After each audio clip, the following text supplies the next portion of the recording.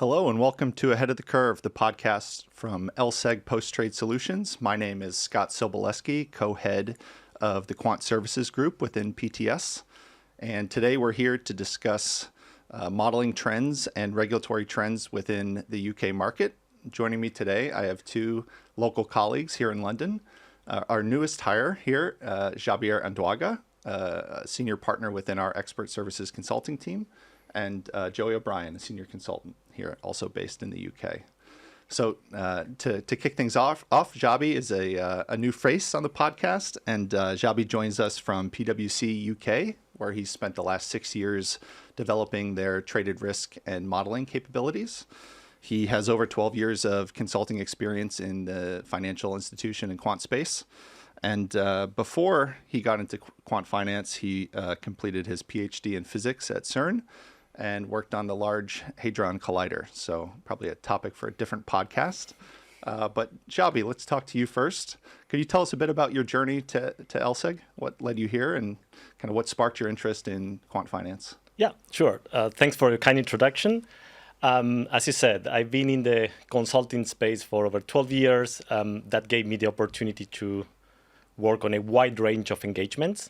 I would say probably covering the whole model lifecycle. I started my career after that time as a physicist. I started my career working alongside the front office quants for a large US banks, developing derivative pricing models. Back in the day, SR 1107 was coming out, and the bank was working on a kind of a multi-year engagement to basically build pricing models across the set of asset classes. Yeah, so. And we're still to this day feeling the effects of those post-crisis regulations in the form of stress testing. We'll talk a bit about that here today in terms of the Bank of England stress tests and Basel III, continuation of the immediate post-crisis Basel II regulations that came out around the time you started your career and mine as well.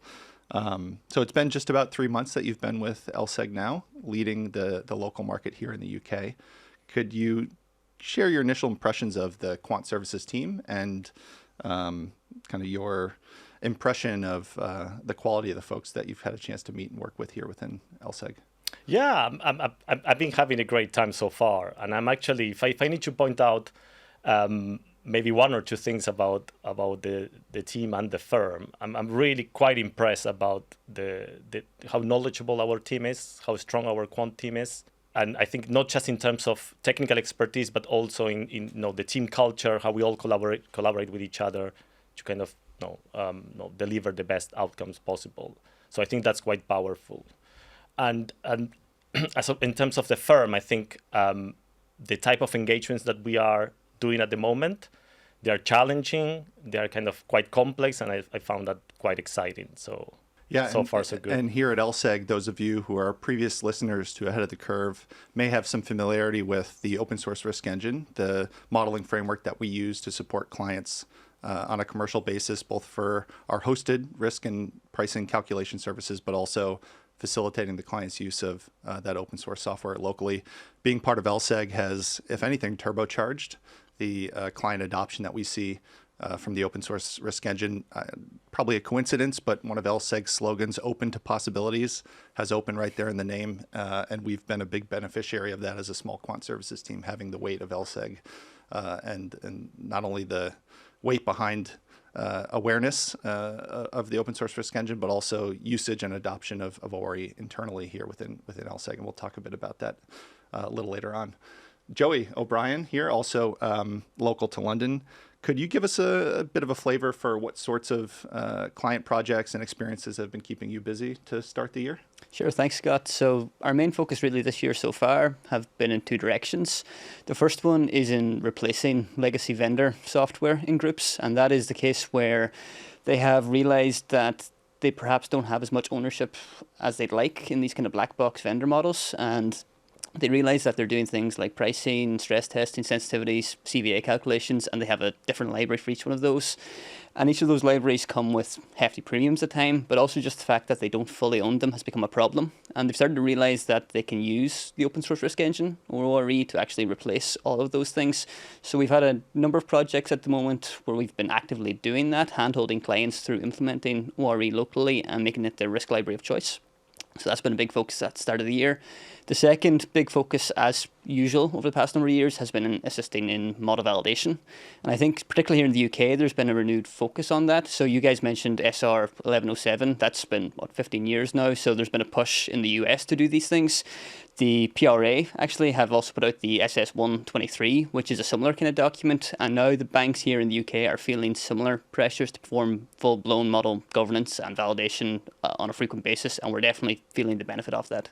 Yeah, and the open source risk engine is very versatile in the way that clients can deploy it either as the primary modeling infrastructure or within a model validation team, being able to use production-like software, but for benchmarking purposes. And Xabi, I think that ties in very well to your previous experience at PwC, where you were doing quite a bit of validation-style projects. Could you just talk a bit about your view of the state of the current traded risk environment around the UK and what sort of client feedback you've gotten now talking to them about ORE in particular? I would say there is a big focus in the UK, probably also globally, around counterparty credit risk. I don't think that comes as a surprise, considering we saw at the end of last year the publication from the Basel Committee on kind of new set of guidelines for robust management of counterparty credit risk.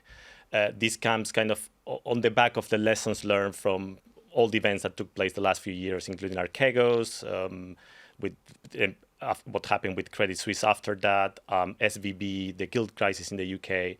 And also the PRA listed CCR as one of the key priorities for 2025. So that's kind of quite consistent. I think the industry, although there's a lot of stuff that has been done post-financial crisis, I think now there is, after what happened, clearly the institutions realize that they need to do more. And so we see institutions working to enhance their overall CCR frameworks, including better systems, better infrastructure, better models. We see, for example, things like intraday risk that some institutions are seeing now that more as a must-have rather than nice-to-have. Stress testing, you mentioned it in the introduction. Stress testing, I think, is now becoming a clear component of the risk management framework, as opposed to a purely kind of regulatory-driven exercise.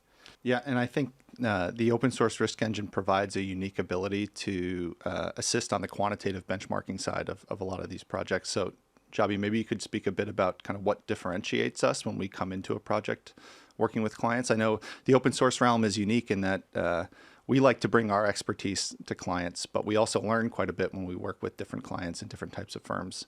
And in the open source realm, the majority of our open source users are very happy to contribute that work back into the open source realm and sort of enhance the standards that the entire global modeling infrastructure, the tools that they use to support their local requirements. So in your experience, how can that help clients on a typical validation project? Yeah, I mean, you mentioned it, right? The model risk function has been under kind of cost pressure for many years now. So it's quite difficult and expensive to maintain a proprietary library just to do kind of independent testing, and some institutions are actually not doing it because of that. And I think ORE can play a key role there, where we see that effectively the model validation function get access to a complete library for pricing, XBA, and risk, where they can very kind of cost-efficient way to run their own independent testing. And I think that's something that is kind of very well received by the model risk people we've been talking to. And our goal when we work with clients on consulting projects is to make them experts in ORE and truly pass that ownership baton over to them. Most of our projects are short-term and they're one-off. And it's really about kind of assisting with that initial setup and implementation. And then over the course of a project, facilitating that knowledge transfer so that they can own and operate ORE as if it's their own internal model. And a lot of times clients use the ORE code and they'll call it, their own proprietary risk engine when it's in effect the open source code operating under the hood. And that helps provide those clients with a lot of those cost synergies that we mentioned. Joey, in a typical validation style project, maybe you could just frame kind of what that looks like for the average client end to end and kind of what we bring to projects and then what clients bring to completion. Yeah, so we started any validation project really with, first of all, introductions to what the model actually is, what products does it cover, what are the client's views on its limitations and justification for using that model, along with its business use case. So getting that kind of introduction, and that will really steer what the rest of the validation is going to do. From there, we in some sense take over in leading what happens from that point. I view it really as two separate streams, right? There's a qualitative side and a quantitative side. The qualitative side really dives under the hood of why they chose that model, what that model's assumptions are, how does it line up with industry best practice. And we're quite fortunate in our position that we do have a good sense for what the industry is using different models for as a result of our hosted service. So we can also opine on what we think best practices are and if they're missing out. And that qualitative component involves things like tiering, which both of those kind of regulatory documents require firms to now do to justify how often models are revalidated. So that's the first big component.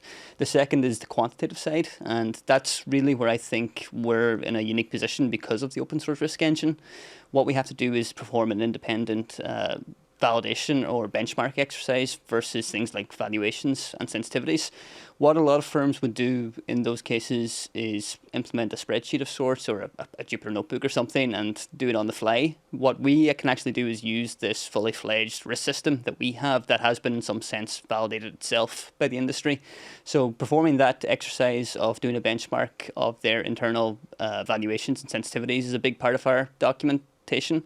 And by the end, what we tend to do is bring those two strands together, the qualitative, quantitative, into this kind of comprehensive document, along with all the supporting code that we use to produce the report. And then we perform a handoff, really give them a comprehensive document at the end with both sides and allow them to take ownership of using ORE in the future, using those inputs for future revalidations. I mentioned sort of LSEG turbocharging ORE to some extent. We're 2 years into ORE and the quant services team being part of the LSEG family, coming to LSEG through an acquisition of Acadia Soft in early 2023. And we are now subject to LSEG's model risk management policies here internally as a large financial institution. So ORE itself, you mentioned it's been validated by dozens, if not hundreds of clients by now by their own local teams. ORE is also in the process of being validated end-to-end, all of the pricing models, all of the risk simulation models by LSEG's model risk management team, which provides users an additional layer of assurance and governance that those models are working to or above market standards, just as any other LSEG model that you're using across the firm, including within the data and analytics business. So, Xabi, I understand you came to LSEG with some previous ORE experience. So you're 3 or 4 months in, but I think your experience with ORE is a bit deeper than that. What do you find most exciting about ORE at the minute in terms of addressing relevant either regulatory or modeling trends here in the UK market? Yeah, no, that's true. I've been a big sponsor or supporter, I would say, of QuantLeaf from like probably over 15 years ago when I discovered ORE, maybe 3-4 years ago, as I was kind of working on an FRTB kind of research paper.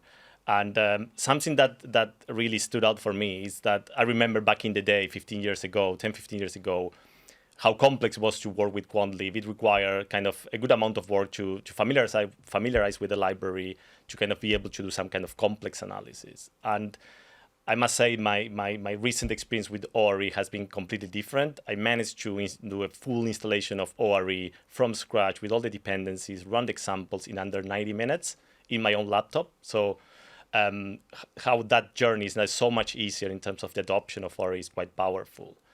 But I think the one functionality that I love about ORE is the fact that within one platform you can do so much. So once you spend a bit of work to configure the library, to bring in the market data, to set your trades, then you can pretty much do a lot of different kind of risk metrics within the same kind of infrastructure. And that's, I think, is quite powerful. Yeah, and I would say so far the feedback we've gotten on ORE, despite a vast array of documentation and even a YouTube channel that walks through various examples and use cases, there's still quite a bit of legwork in terms of setting up those inputs and all of the IT and infrastructure plumbing to get ORE working locally on clients' own market data, clients' own portfolio data.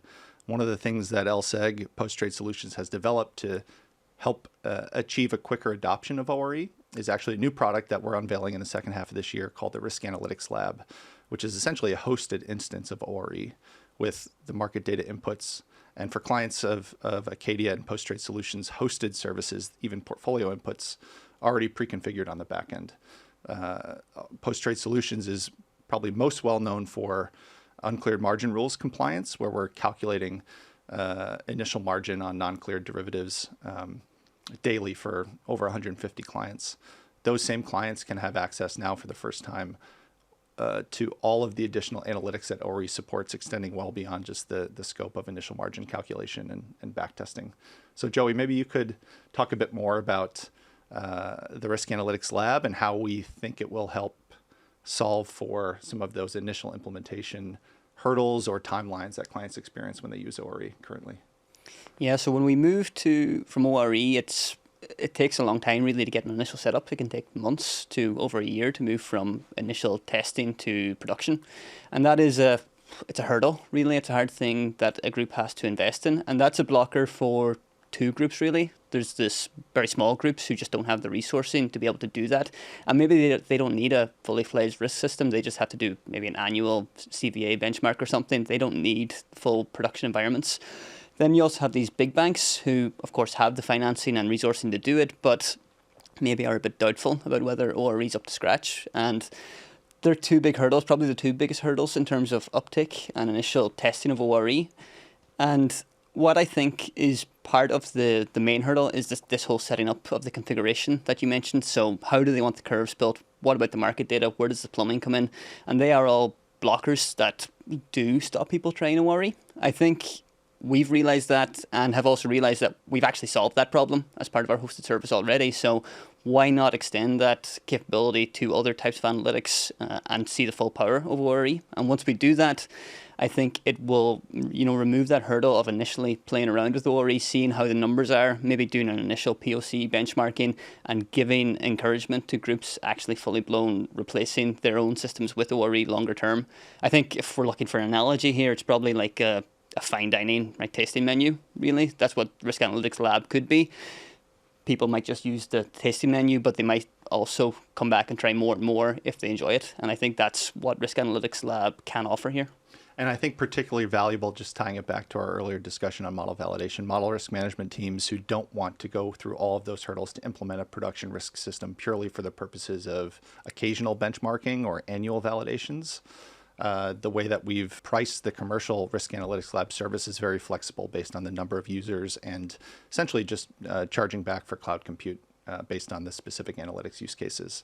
So we think it'll be a very cost-efficient alternative to those teams needing to buy secondary third-party vendors or investing the time to create those models from scratch within their own infrastructure. So I think with that, thank you very much for listening. And to learn more about the open source risk engine, you can visit opensourcerisk.org.